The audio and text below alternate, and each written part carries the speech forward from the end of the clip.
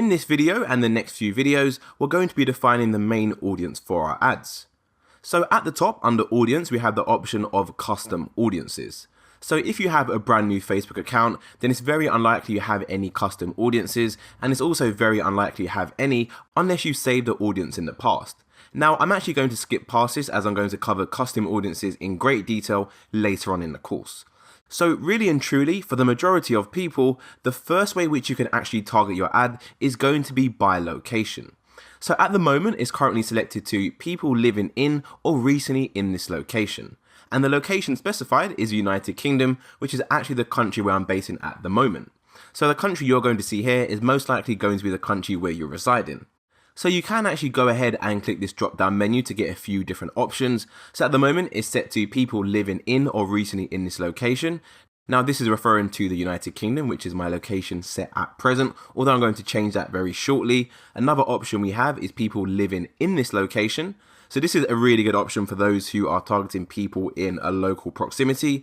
So maybe you are a local business owner, for example, and you have a catchment area, you only service people who live in this location, then you definitely want to go for people living in this location as your main option. This is especially true as well if you are running ads which mention a city in the ad sets, for example. Maybe you're calling out all businesses based in the United Kingdom, and then what you actually found is someone was actually recently in the United Kingdom, but they don't actually live in the United Kingdom. Then if you go for this option, they would actually see your ad and it wouldn't be relevant. So do be sure to give this some thought to ensure you select the appropriate one which is right for your business. So for me, I'm going to go for people living in this location.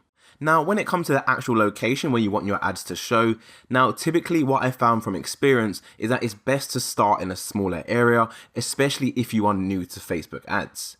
When you start off with a smaller area, you're able to review the data, figure out what's working and what's not working. You can then make the necessary optimizations and then implement that on a wider scale. So instead of me targeting the United Kingdom, I'm actually going to go ahead and close that. I'm going to search for another location in this box, and I'm going to go for London, which is a city I live in. So for me, I'm going to start off narrow. Now, one important thing I want to highlight as well is that when you pick a different location, by default, Facebook is going to add a radius around that. So I've searched for London, and now it's showing me London plus 40 kilometers. If you want to get rid of that, you simply go ahead, click the menu and click current city only. And as you can see, that has now updated, and my audience definition on the fuel gauge has also updated as well. It's gone down to 7.6 million. And along with that, Facebook is already telling me that my audience is defined. Now, this is defined based on the location. I haven't actually added that much into my account yet. So it's really good to see my audience is already defined.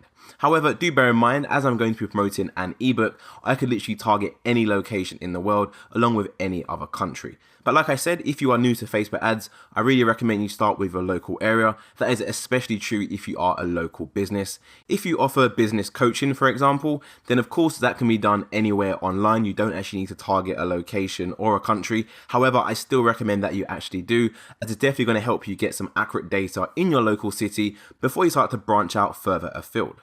So once you're happy with your location you've targeted, it's time to move on to the next part, which is targeting by age. So by default, it's going to be set to 18 to 65. Now, what you want to do is change this age range and make it a little bit more defined, as at the moment this is very, very broad.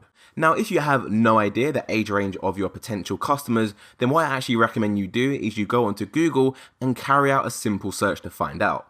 That is far better than simply guessing and putting in any random numbers. So let me give you an example of exactly how this would work.